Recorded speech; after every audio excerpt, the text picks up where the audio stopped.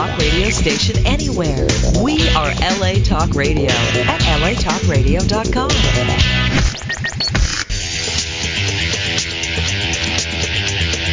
You're listening to Question Reality. Question Reality with Priscilla Leona. Priscilla Leona. Only on LA Talk Radio.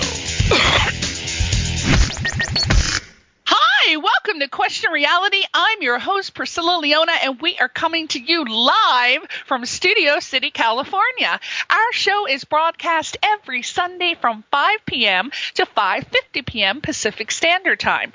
If this is your first time tuning in, our show will help you to question your career reality. Now, this show is for you if you were, are, or might be considering a career in the entertainment industry. Our guests will provide advice, tips, or resource information on how and what it takes to successfully pursue a career in show business. Our guests work in various professions of entertainment, so that means we will definitely have someone on the show sooner or later from a career that you are interested. Now, if you want to check out our past guests, read their bios, listen to their interview instantly, or download one of the shows, you are already on the LA Talk Radio website if you are listening to us live. So what you do is you go to the top of the page. There are links up there, and you click the link at the top of the website that says Channel 1. You scroll down and look for the graph of our show, Question Reality, and you click the link.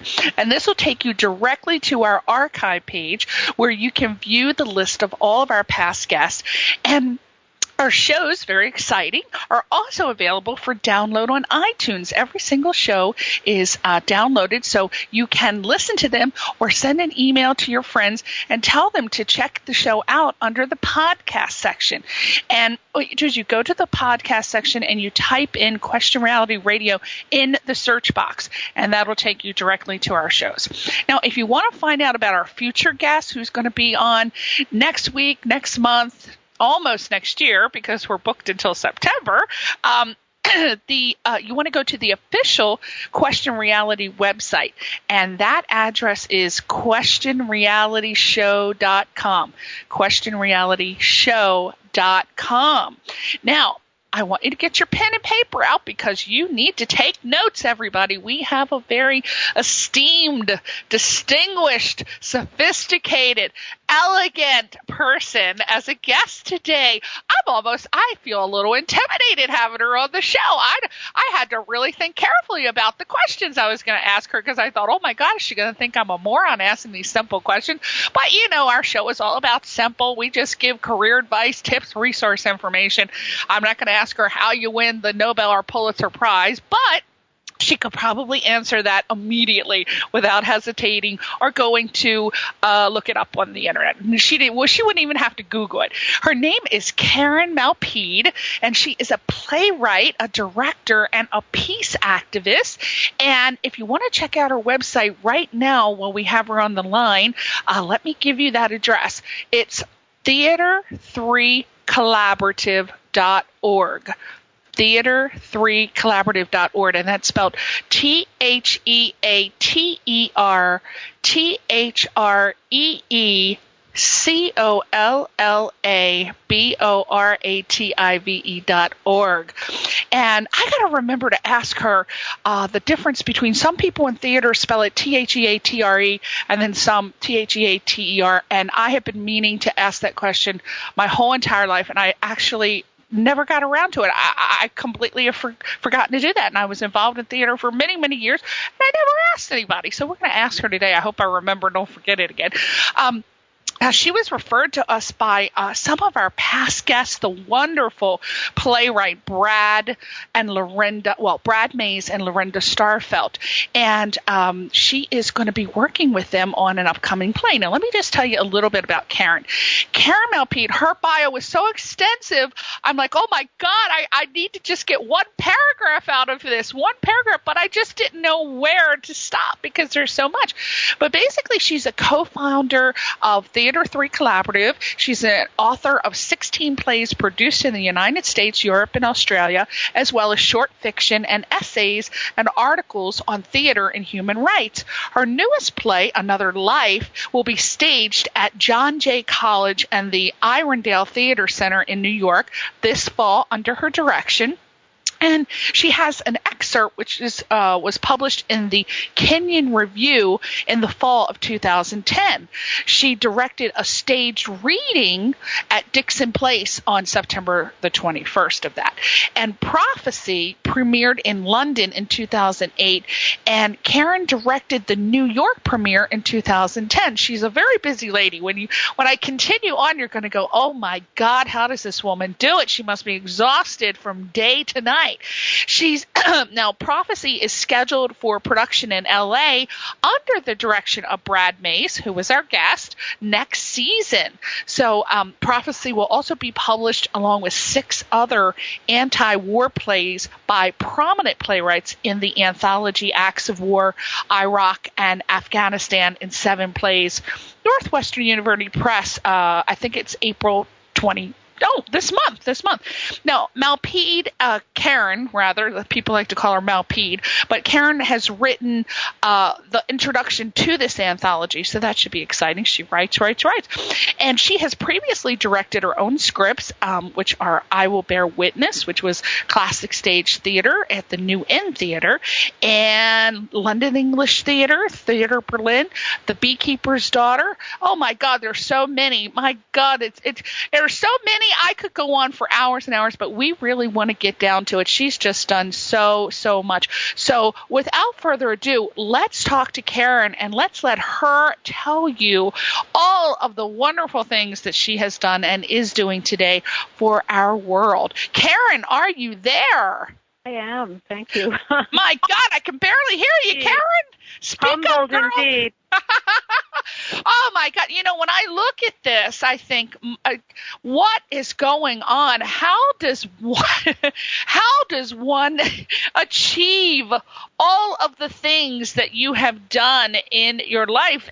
It's like you've done more than I'd say 20 people in this world could possibly have done with their lives, like 3 times over.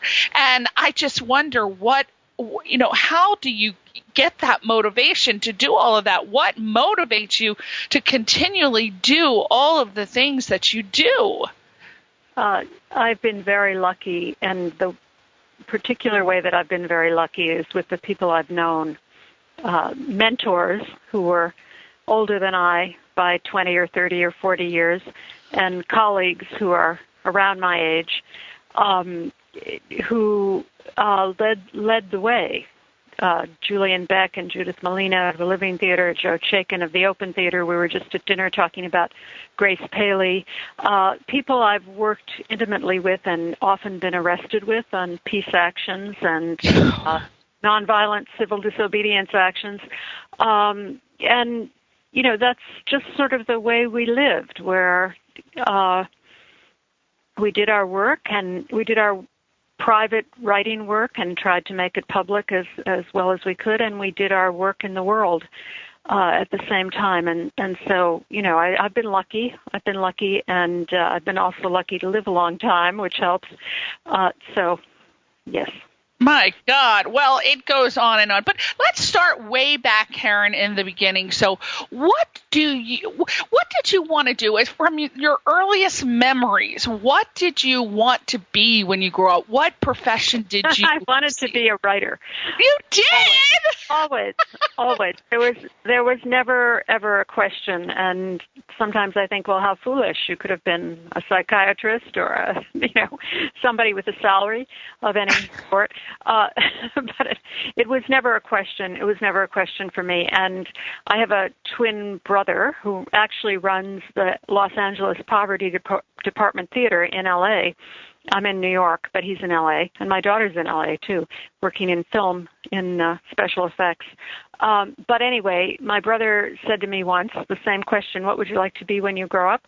We were kids, and I said I'd like to write poetic plays. I was enamored at that moment of Yeats and George Bernard Shaw and the writers Singh and the writers who created the Abbey Theater, including Augusta Gregory, who was a woman. And he said, well, why don't you do that? And I said, well, I can't do that. I'm a woman. But, again, being lucky, I was a woman in the 60s and 70s and 80s, a young woman, and that was the feminist movement. And what the feminist movement announced and what we announced to ourselves at some considerable struggle, actually, was that we were people. We weren't girls, chicks, wives. We were all of those things, too, but we were also humans. And guess what? We could write if we wanted to. And so, again, on the wave of so many women writers, some 10 years older, 20 years older, 30 years older, and lots of them my age, we created a women's renaissance in the arts. And instead of finding one woman playwright, you would find 20 or 30, and now you would find hundreds. So luck and timing have something to do with it, and community has a lot to do with it. Well, let me ask you, what would you say, because a lot of people struggle with what they want to do. They may think they want to do something, but then something is very similar, which is another profession. Lots of things go through your mind when you're trying to figure out what you want to do. Not everyone is as lucky as you and knows what they want to do. So say a person thinks, well, maybe I do want to be a playwright, but maybe I could be an actor, or maybe I should be a director.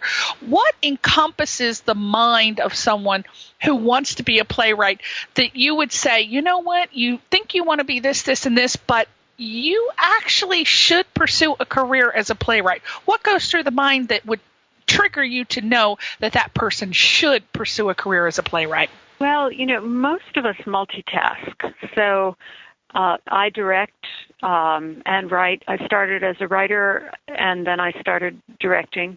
I teach. It's always good to have a day job.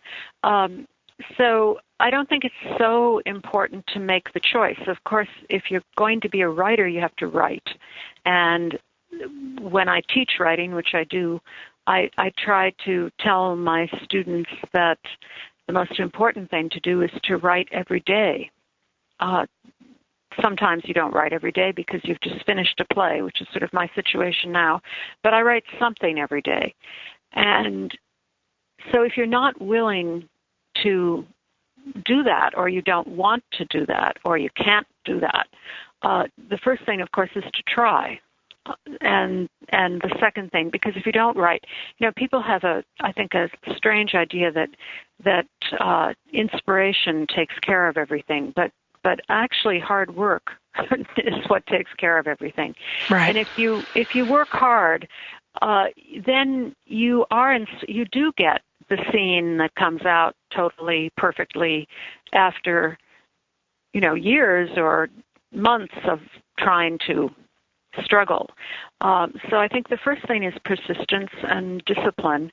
The next thing I think is having something that you really want to say, and I don't mean just one thing, but I mean a worldview, some kind of vision of life on Earth that you want to share with people. And you may not even be able to tell yourself what that vision is, because a vision of life on Earth is a pretty complex thing. But there's something that you want to say, and so you begin to try to say it. I think for playwrights, having some sense of dramatic action is key, and sometimes you get that by being an actor or a director or just loving plays and film. But you notice that plays and film, too, they're very compressed forms. They take place in a short amount of time, 2 hours, 2.5 hours, an hour and a half, something like that. And in that short amount of time, people have to change.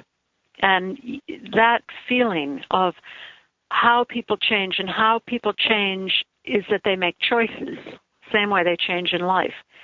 You're faced with an event, and you have to make a choice about it. The simplest way, and I sometimes say to my students, put your character in a burning house and see what they save, and then you'll know who they are.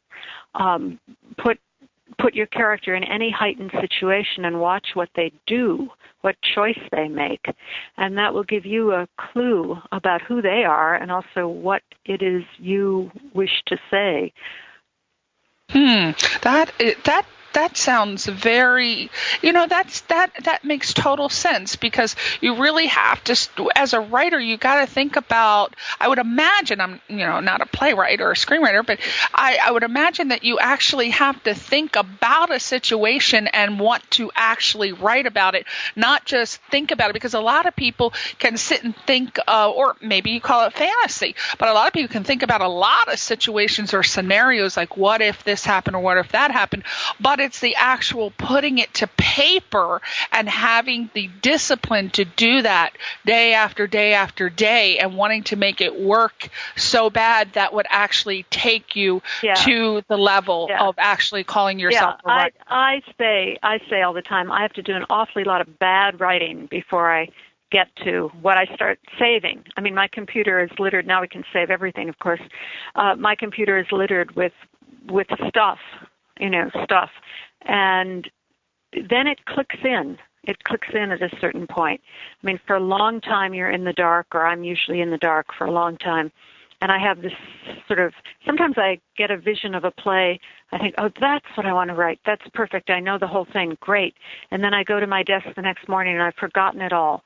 And I'm in a completely confused and nowhere. And then I start writing, and I usually start writing badly.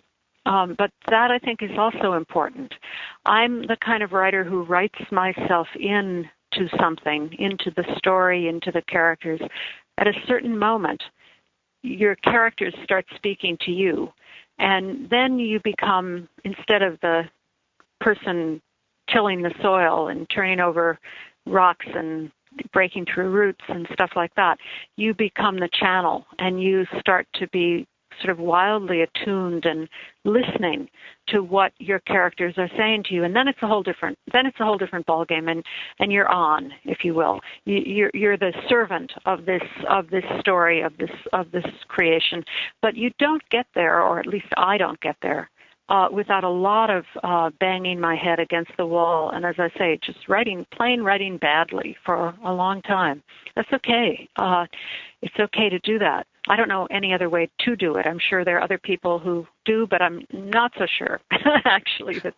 Exactly. Just write. You just have to write. I have come across, I don't know if it's because it's LA, but I've come across people who have come to me, and because I produce, a lot of short films and stuff, and I've had people come to me, and they are first time, and I like working with first time screenwriters. It's more exciting to me, but I have had them come to me with a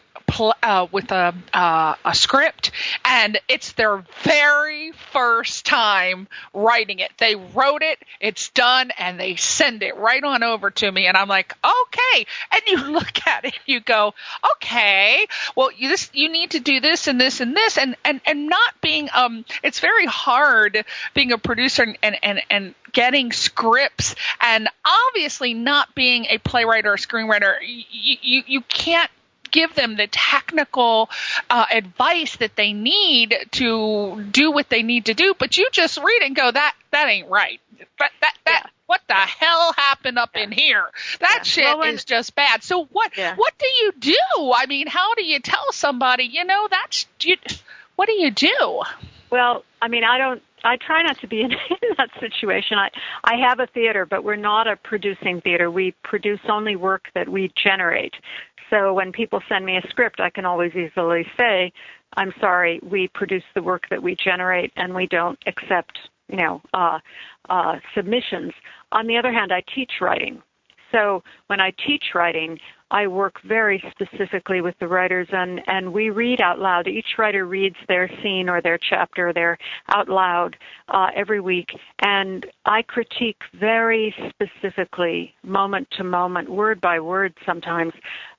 And by critique, I mean in a positive way, not to annihilate the writer. My thought is that every writer has their own voice, and I don't want to teach writers to write like I do, but I do want to teach writers or help writers to be better writers in their own voice. So I critique very, very carefully and very specifically, and give notes that the writer can use. And I tell my students over and over, don't do it because I say to do it. Do it only if it makes sense to you. And not only that it makes sense to you, but you take the note and you say, I can really do something with that. I understand that note. I can make it better. She gave me one sort of suggestion, but I can do 5 things with that suggestion. So one of the things I try to do is encourage people to learn their own voice, feel their own voice, and work with that and make that better. But that's labor-intensive. It takes a long time. Writing takes a long time. And that's the way I work. So I don't like to work from the outside with anybody. I really like to work from the inside, where they're at. And I guess if you're, since this is a program that people are looking for career advice, I would say just in general, find the people whose work you love and go and work with them. Apprentice yourself to them. Go and scrub the toilet. Go and lick the stamps. Go and do the email blasts. Go and be around the people whose work you love. Everybody needs help. And of course, the best way to ingratiate yourself with any artist is to come up and say, I love your work. I just love your work. And they will embrace you and take you in. And then you become an apprentice, but not so that you can copy their work, but so you can see what they do and how they work. And then when you're ready, you go off on your own. And you start your own theater, you start writing your own plays, you do your own thing. But it's very important, I think, for young people, especially young people, to throw themselves into the work that they love and learn from that. And it might be Shakespeare. You might love Shakespeare, and then you go study Shakespeare, which most of us do at a certain point, because most of us do love Shakespeare, or the Greeks, or whoever you love. But that's the first step. If you can't love other people's work, you won't be able to love your own. And it's very important to love your own work, but you have to get there. You have to actually put the pen to the paper, so to speak. Yeah. Now let's talk the difference between playwright, screenwriter. How does one make a decision? I mean, a writer is a writer, but what makes you, say you started out as a playwright and you go, okay, I've written a couple plays, but my eyes are heading towards the West and I want to walk the red carpet. I think I want to be a screenwriter. How do you know that, other than those superficial, shallow things, how do you know you want to be a screenwriter rather than a playwright? Well, screenwriting, although there are some marvelous language scripts, screenwriting is really the film is really a director's medium. Theater is a playwright's medium. And many directors in film write their own plays and their own screenplays, and many playwrights direct their own plays. But I think part of it is language what fascinates you, because language is what works in the theater. It's visual, it's imagistic, it's character-driven. What works in film is image, the visual image, which doesn't need language because you do it in all different ways. So that's one distinction. Twice, and I've never had a play of mine made into a film, but once I was commissioned to write a film script about Emily Dickinson, which a lot of people liked and got very close to being made, but you know the story, right? And the other time I was commissioned to turn a play of mine into film, and that's still kind of in play in Europe, a play called The Beekeeper's Daughter, which is now called End of the Century. One of the things I noticed about both of those experiences is that, and this brings us to the book, which I do want to talk about, but that it's very easy to sort of throw gratuitous violence into the screen because it's so untrue. You know, you can explode anybody's head, you can drive a car off a cliff, you can have massacres, and, you know, it's not true. You're not doing that to real people. real people are dying right now in real wars, but not on the screen. So one of the things that sort of gives me pause about screenwriting, although I love film, by the way, and I'm not, this is in no way an anti-film statement, but, and I just saw a wonderful film, Amiral, Julian Schnabel's film, which I think is really terrific. But it's easy to do gratuitous violence on film, and it's not so easy on the stage. It's also pretend on the stage. You have a sword fight on the stage, and everybody knows it's a sword fight. So basically, what I'm interested in and what I tried to document in the book Acts of War are 7 plays that allow us to look at the violence in our world from a very human perspective. And most of those plays, including my play Prophecy, the violence does not appear on the stage at all. And what you have are characters who are carrying the results of violence that they've experienced or in many cases have perpetrated. And it's that experience of carrying the violence that becomes moving and interesting, not gratuitous sort of car chases and heads being lopped off, if you know what I mean. I understand. Whether it's your sensationalism, your desire for sensationalism has to be more restrained when you do theater. That's what I would say. So so people who want to know that's the difference. Yeah. You got to be able to be a little bit more restrained with being a play. It's also that you in theater you're working with language, and in film you're working with visual image. I love that. That was beautifully put. Very succinct, and I couldn't have said it better. That was excellent. Now, most people have heard how hard it is to make it in the world of theater as an actor. How hard is it to make it as a playwright? Is it equally as hard, or is it a little different? No, it's impossible.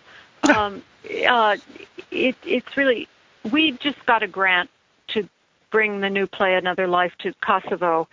Kosovo, if you know, is one of the poorer republics in Europe. It used to be part of the former Yugoslavia. It was then part of Serbia. It broke off 10 years ago in a war. And it's a very poor, very tiny little country. It has a national theater that's funded by the state, and that theater is endowed with money, and we're going there on an exchange program. We're going to do the new play at a festival that this national theater is producing. Now, we're the richest country that the world has ever known, and the last time you heard a president say the word arts funding was probably many, many presidents ago. We're talking about cutting education funds and Medicare and Medicaid funds. Arts is so far down on the list that, it's not even mentioned, and when it is mentioned, it becomes a very contentious issue because artists are hard to control. So basically, we live in a country that doesn't value its artists, and it doesn't fund its theaters, certainly not its small independent theaters.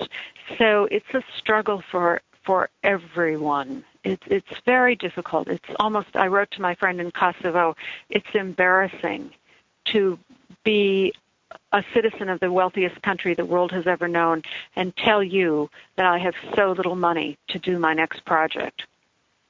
What do you do? What did you do to survive? I mean, you have to have a place, a roof over your head, and food. What did you find was the best way? I'm married to an actor, and he has the same dilemma.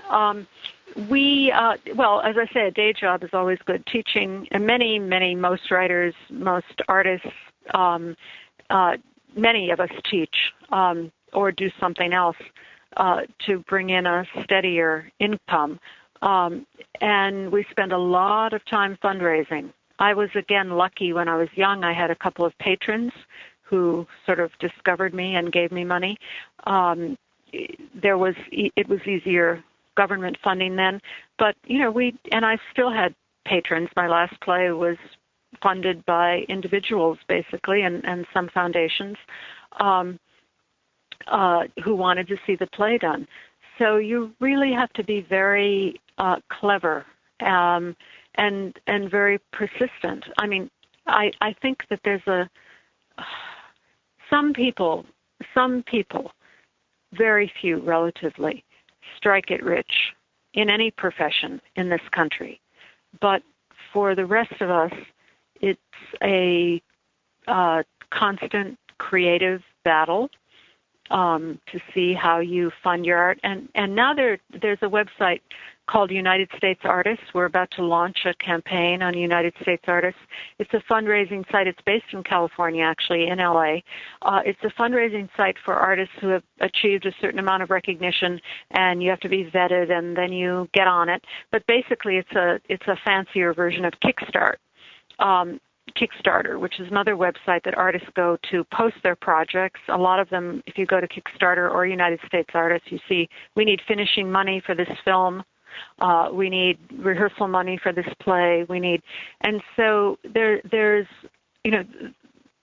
eminent artists on United States Artists and also on Kickstarter. There are award-winning filmmakers, award-winning dancers and playwrights who are raising money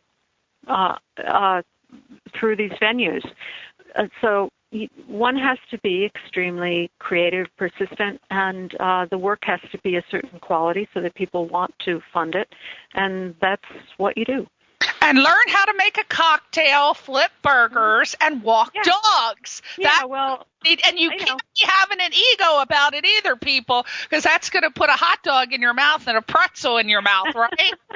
Get your damn ass out there and do some manual labor. Now, people out here, Karen, they have, when they come from the East Coast, they've done that. They're used to doing the bartending, the waitressing. They have no problem with it. But you people, it seems like, oh God, I'm going to get lots of emails about this. But it seems like if they are native people from LA, it would just be the end of the earth if you have them reducing themselves to doing bartending and waitressing. They just want to start right out on a soap opera. There's nothing wrong with that. There's nothing wrong with that. It's just that reality sometimes gets in the way.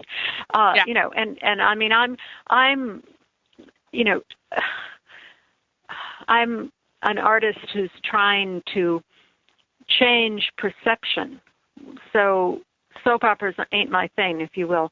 Right. My art is about changing perception, and the plays that I selected to go in the book, Acts of War, Iraq and Afghanistan in 7 plays, are plays that are meant to change perception, meant to allow us to look at the world in a new way. And if you do that, you're even in a more difficult situation. If you do that, if you want to change perception, you're in the tradition of great art. I'm not saying any of us are great artists in this book, but I'm saying we're all in that tradition. We all admire and want and know that art can change perception. So we're not working for hire, none of us. If you want to be in a soap opera, blessings upon you. And a lot of young people I've met say, well, first I want to make a lot of money and then I'll do my real work. But the problem with that is by the time you get to do your real work, A, you may not have made a lot of money. B, you might have made so much money that you can't really do your real work because you've forgotten what your real work is. It's a kind of false notion that you will get discovered because you want to be discovered. We all would like to be discovered, but most of us have to work at it and create, and by work at it I mean working at our craft, working at honing our own vision and our own style, our own way of working. And especially if you're a writer, if you don't have your own voice, then you're just for hire. And there are people, and there are some very skilled, who work for hire. Nothing wrong with that, but it's a choice. Mm-hmm. It's a choice. Now, let me ask you, do you have an opinion on what educational path does one take in order to be the best playwright they can possibly be? I mean, you know how you hear actors What? What? Read. I teach when I teach playwriting. I'm amazed at how few playwrights have ever read a play. Young people. Read, read and live. Two things that are very important. Read and live, also write, obviously. No, I mean, I'm a little bit leery. I mean, I went to Columbia Art School of the Arts, so I went to one of those fancy art schools. But that was, 30 years ago, and they were cheaper then, although money was different then too. But I'm very cautionary about telling young people to to go into debt for their education. I believe in education, but I think I believe in self-education as much as I believe in school education. I think if you love to read, yes, you've got to educate yourself. Being in an environment where people can hand down ideas and tell you what books to read. Basically, what you get from any good education is a reading list, and then you can go out and continue your education on your own. And that's true of actors, too. I mean, you have to know Stanislavski, you have to know Grotowski, you have to know Joe Chaikin, you have to know, Lee Strasberg. You need to know what to look at, what to see, whose movies to rent. You need to know that, and a quick way to do that is to get a bunch of syllabuses from a bunch of professors who've been there, done that. So you do need, you need that. But basically, your education is your own responsibility, and you have to self-educate. And now, other than, I believe in that too, absolutely, you can't always just expect that the professor or the teacher is going to know every single book or be able to give you all the rules. You gotta do some research on your own. You got to visit the damn library, or at least the internet these days. Now, other than possibly having the desire of winning a Tony, what is the most that one can hope for as a playwright at the end of their lifetime? Well, I don't think that being an artist is so separate from being a human being. So what is the most any of us can hope for at the end of our lifetime is that we've done some good to somebody else, not us. We've loved some people. We've enlightened some people. We've been enlightened by some others.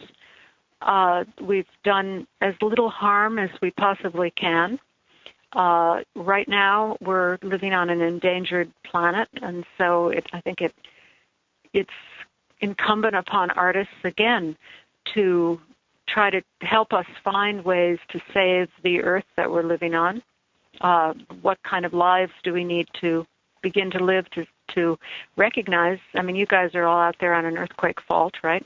Thank you. We are too. We are too, by the way. I mean, the nuclear plant most likely to blow in this country due to earthquake is Indian Point, which is 20 miles away from New York City. So, and all we have to do is look at the weather that we're experiencing even today, hailstorms, floods, forest fires, to know that this is a fragile planet that we live on. At the same time, we're busy making war. So, my concern is how do you live a just life? And a just life is a life that is about giving to yourself, but certainly giving to others.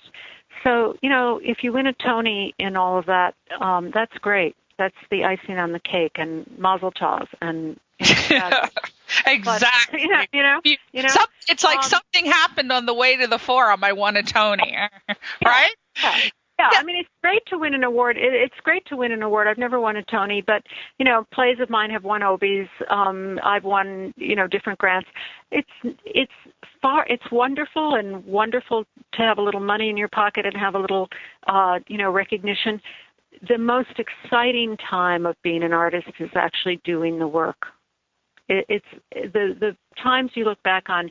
When we did Prophecy in New York last June, it was one of those extraordinary experiences. I had a great cast. I had people who have won Tonys, Kathleen Chalfant and Peter Francis James and George Bartenyus. I had young people, Najla Saeed and Brendan Donaldson, talented young people, a wonderful design team who I've worked with for 15 years. And the love and the creativity and the warm-hearted, good-spiritedness that we did that play with meant that we were sold out every night. People stood and cheered. we did what we said we were going to do, which was work with care and commitment and in a collaborative way. That's what my theater is called. And theater, by the way, is the English spelling is R-E and the American spelling is E-R. So, say that again. Let me absorb that. Do it again. Theater. The English spelling is R-E. See, and the American spelling is E-R. I've always spelled it R-E. That's the difference. That's the difference. That's fine. I've always done that. People are like, "Why do you spell it like that?" I said, "That's the way it's supposed to be spelled." Because you're a snob. That's no. Well, I don't know. There's no right or wrong. There's right. no when we did the book Acts of War, we have 3 British plays in it written by British citizens and one by an American, Naomi Wallace, who lives in London, and then 3 Americans, one of whom lives in Berlin. But anyway, there are tremendous spelling differences between English and American English. So now, if you say humor, you in English you say H-U-M-O-U-R, right? Exactly. Right. So those are all, but we can read. We can still read it. We can use ebonics and figure it out, right? Yeah. So let's talk about you. We have about 10 minutes to go, and I want it to be all about you now. Enough about giving advice, tips, and resource information. Let's talk about Theater 3 Collaborative, which is your theater.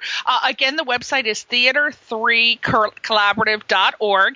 And let's talk about that. Let's talk about the new book, Acts of War, Iraq and Afghanistan in 7 plays. We want to talk about that. And also there's a Los Angeles production, which we all want to hear about, of Prophecy. And also we want to hear about the upcoming New York production of Another Life, which is about, I think, art and activism. So let's talk about that. That's exciting things. Okay. Well, in order, in brief, Theater 3 Collaborative was founded 15 years ago by 3 artists. Lee Nagrin, who is no longer alive, unfortunately, who was a wonderful dance and movement artist. George Bartenieff, my closest partner, and I. And George had founded Theater for the New City, which is an old established theater in New York that only did new plays. And he was producing many, many new plays a year. But he's a great actor, and he wanted to step away from such intense producing in order to focus only on work that he wanted to do. And I had the good fortune, again, luck plays a part in everybody's life. I had the good fortune that he loved my plays, and I loved his acting.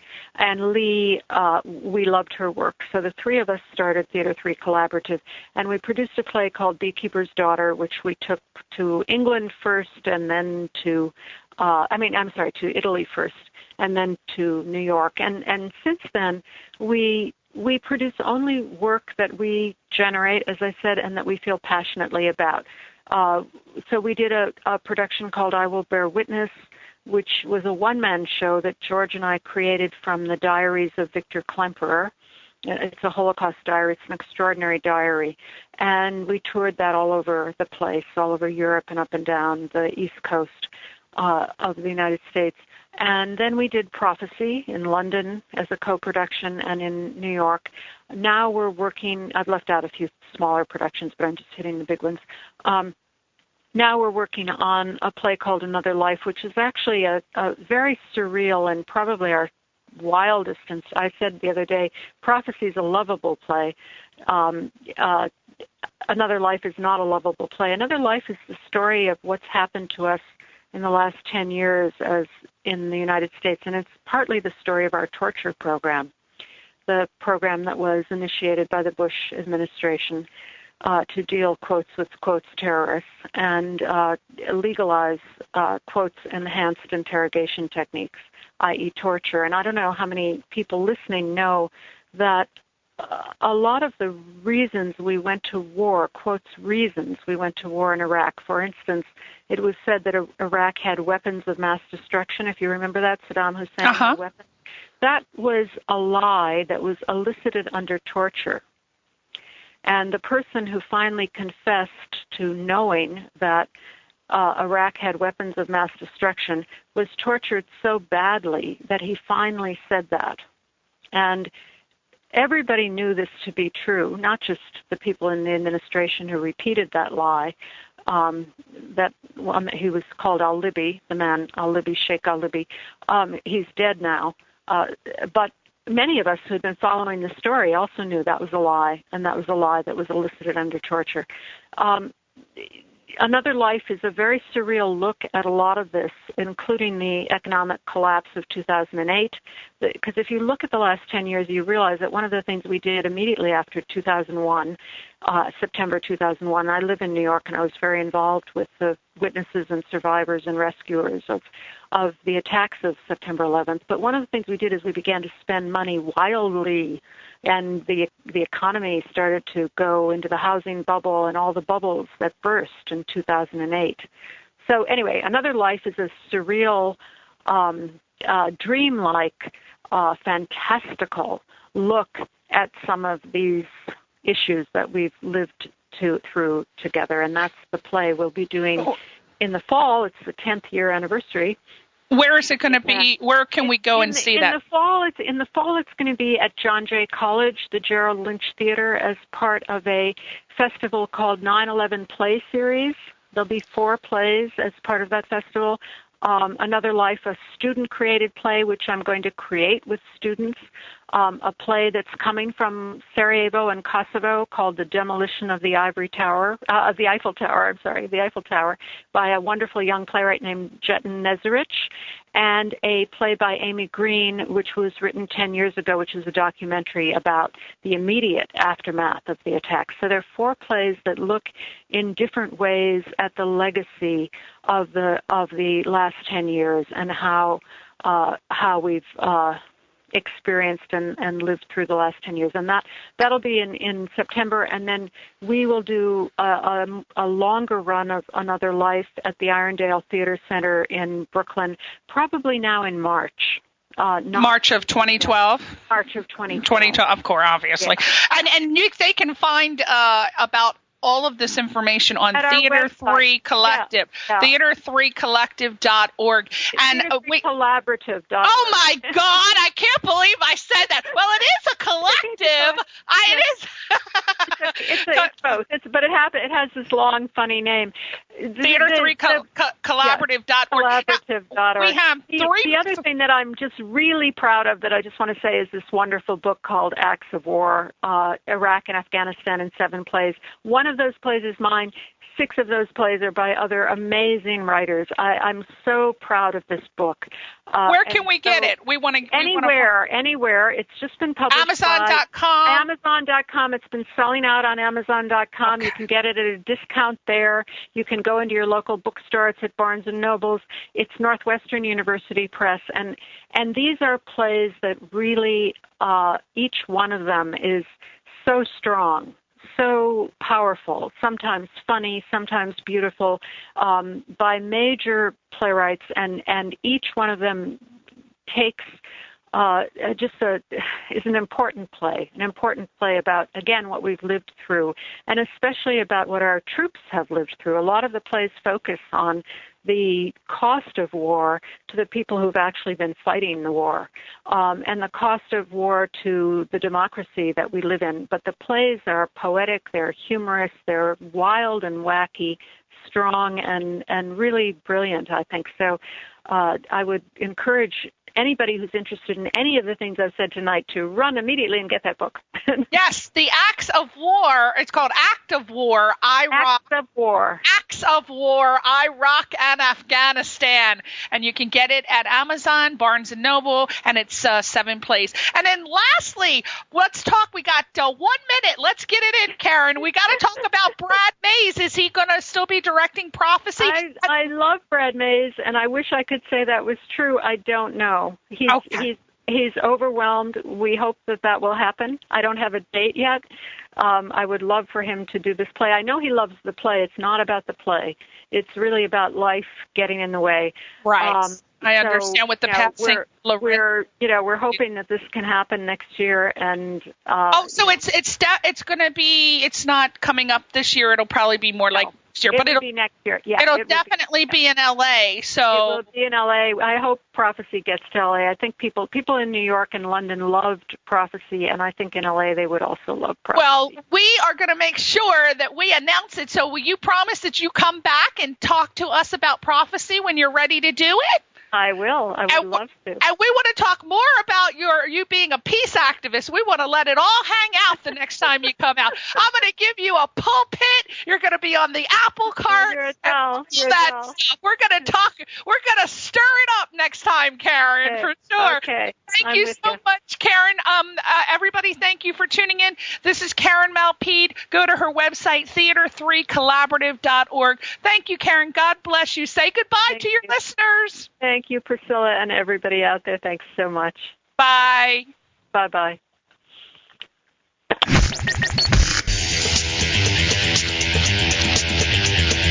You're listening to Question Reality. Question Reality with Priscilla Leona.